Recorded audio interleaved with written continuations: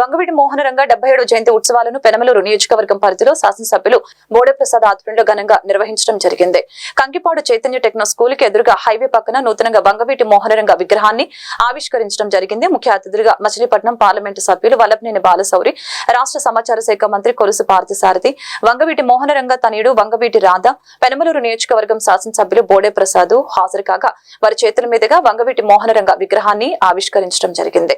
ఒక విప్లవ యోధుడే సమస్యను పరిష్కరించే క్రమంలో వెన్నుచూపకుండా పేద ప్రజల సమస్యల్ని పరిష్కరించడంలో ఆయనకు ఆయనే సాటి అని కొనియాడారు.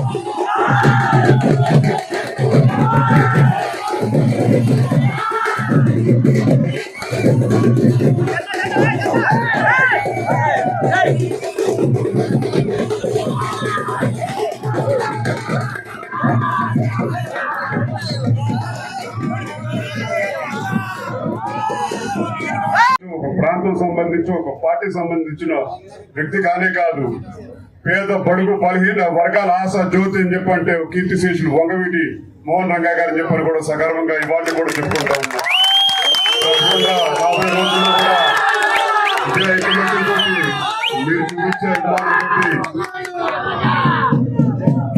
మీరు చూపించే అభిమానం తప్పకుండా కలిసికట్టుగా అందరం ప్రయాణం చేయాలని చెప్పని కూడా మరొకసారి మిమ్మల్ని అందరినీ కోరుకుంటూ నాకు ఈ అవకాశం ఇచ్చిన పెద్దలకి రంగయ్య గారి అభిమానులందరికీ పేరు పేరున హృదయపూర్వకంగా నమస్కారం తెలియజేస్తూ ఈరోజు